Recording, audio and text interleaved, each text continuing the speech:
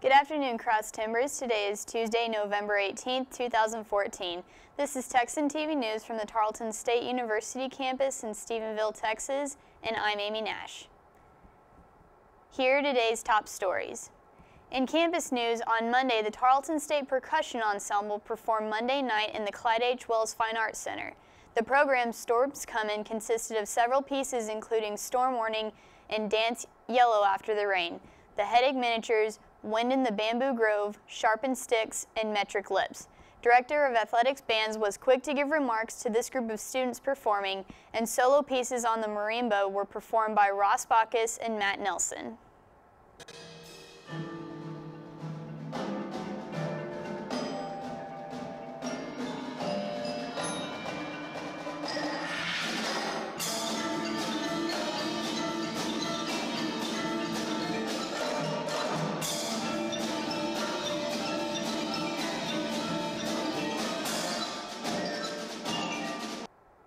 In regional news from the Empire-Tribune, in Monday's Stephenville Independent School District Board meeting, Gary Solt was nominated by Sherry Avens to take over as vice president.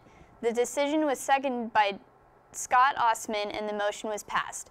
Former Vice President Doug McElmore was also at the meeting and received a plaque from all the board members.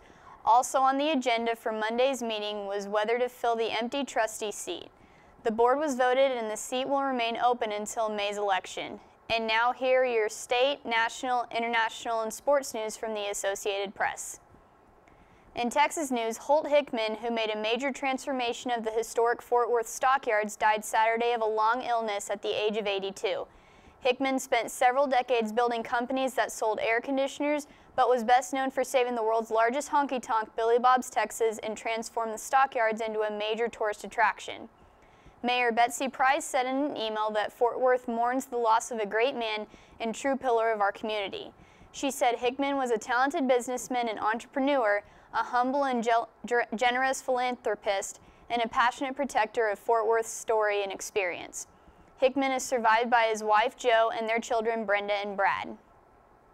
In national news, after contracting the Ebola virus in his native country, Sierra Leone, Dr. Martin Celia died in a hospital in Omaha, Nebraska, Monday afternoon.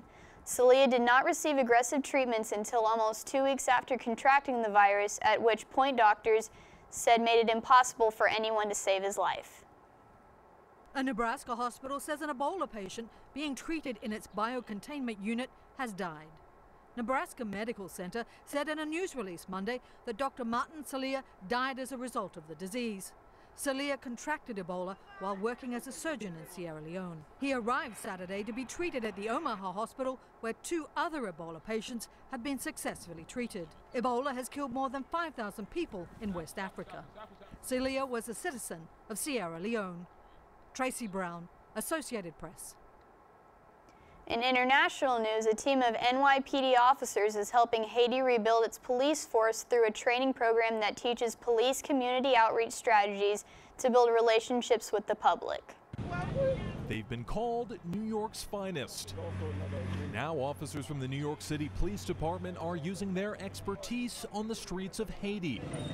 In Port-au-Prince, the country's capital, veteran officers are helping train new recruits on taking greater responsibility.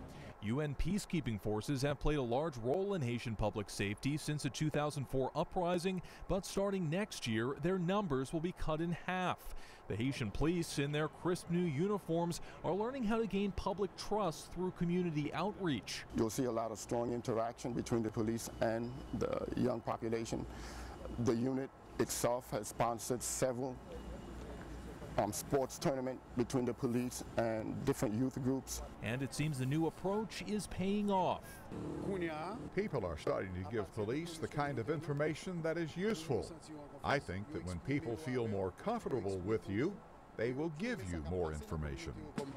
In addition to help from the NYPD, the officers are receiving formal training classes as well as higher wages and more vehicles, strategies aimed at stabilizing this impoverished nation.